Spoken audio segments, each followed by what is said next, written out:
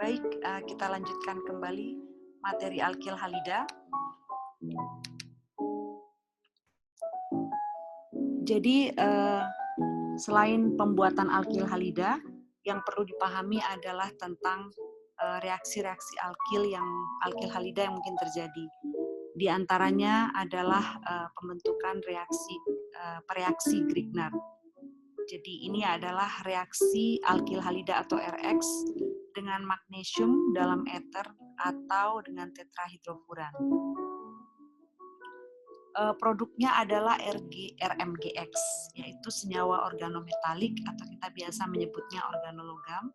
Jadi yang terbentuk adalah ikatan alkil metal, di mana R adalah alkil primer, sekunder, dan tersier, juga bisa aril dan bisa alkenil.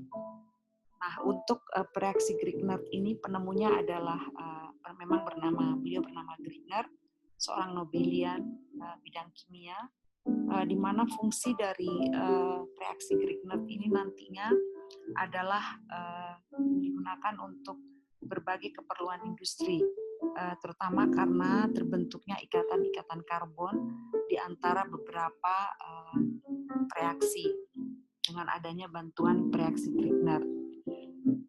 Ada beberapa obat juga yang dibuat dengan menggunakan reaksi ini. Jadi X pada RMGX dan RX ini adalah klor dan brom dan iod.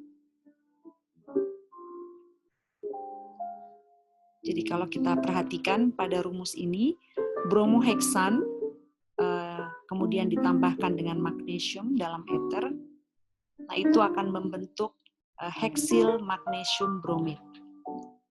Namun setelah dilakukan pencucian dengan air, maka magnesium brom ini akan tersubstitusi dengan gugus CH3.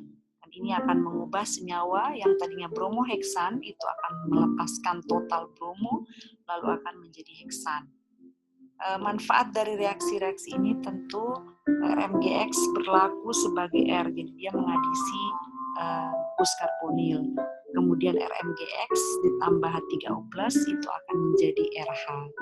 Jadi dengan adanya reaksi Grignard atau reaksi Grignard yang terbentuk, itu akan menolong perubahan alkil halida kembali menjadi gugus RH.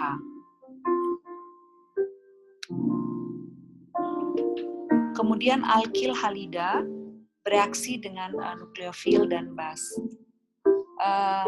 Alkil halida biasanya terpolarisasi pada ikatan antara karbon halogen menjadikan atom karbon elektrofil, sehingga nukleofil merupakan basa Bronsted hasil dari eliminasi. Jadi substitusi atau sifat reaksi substitusi yang terjadi itu kan kita sebut pergantian ya, atau substitute. Jadi leaving group adalah grup yang mudah pergi, grup yang meninggalkan substrat. Ini merupakan bahasa Lewis. Kemudian nukleofil adalah reaktan yang berpartisipasi efektif dalam reaksi substitusi. Jadi kalau ada nukleofil, kemudian ada gugus pergi atau gugus mudah pergi atau leaving group, maka otomatis X-nya ini akan menjadi X-. Jadi ada dua mekanisme substitusi, yaitu SN1, dua tahap menghasilkan intermediate carbocation yang sangat disukai pada alkil tersier, alil dan benzil. Kemudian SN2, dua tahap tanpa intermediate, biasa terjadi pada alkil primer dan alkil sekunder. Nah ini contohnya, bromobutan, di mana akan mengalami transition state atau state transisi untuk menjadi R2-butanol. Jadi di sini ada perubahan konformasi yang tadinya S, jadi dia berputar ke kiri atau berlawanan dengan jarum jam.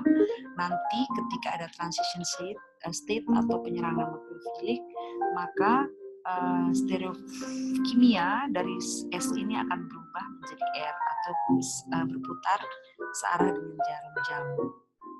Dengan perubahan bromobutan menjadi butanol. Jadi nukleofilik atau OH dalam hal ini akan menyerang dari arah belakang atom bromida menghasilkan transition state atau sisi transisi, di mana OH akan berikatan dengan BR dan mulai akan putus. Jadi BR-nya pelan-pelan lepas, ya karena OH ya. Jadi OH ini nukleofilik yang juga merupakan gugus mudah pergi. Ketika menyerang bromobutan, maka pelan-pelan BR lepas dan kemudian alkana yang tadinya ada pada bromobutan ini pelan-pelan disubstitusi dengan OH sehingga butana menjadi butanol.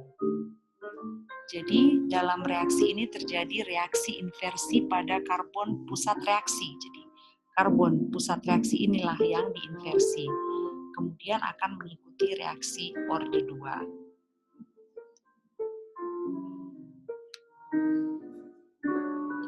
Jadi mekanisme reaksi substitusi itu ada 2 ya. Jadi kalau 2 tahap dengan intermediate carbocation terjadi pada gugus tersier alil dan benzil.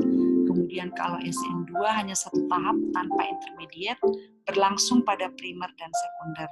Nah ini ada contoh 2 model stereokimia reaksi substitusi, yaitu substitusi dengan inversi dan substitusi dengan retensi. Kalau terjadi inversi, maka gugus pergi yang ada itu akan berada pada posisi beta. Jadi ini yang putus-putus ini menunjukkan bahwa posisi X itu ada di belakang, dari bangun C ini. Sedangkan substitusi dengan retensi atau pertahanan di X ini akan berada pada posisi alfa. Jadi 2 model stereokimia ini terbentuk tergantung kekuatan dari pelarut yang ditambahkan atau kekuatan dari gugus fungsi yang sifatnya living group yang ada pada tanda panah ini ya. Jadi ini kan masih X, di sini X ini bisa kita gantikan dengan OH, bisa digantikan dengan NH dan seterusnya. Jadi tergantung kekuatan dari living groupnya.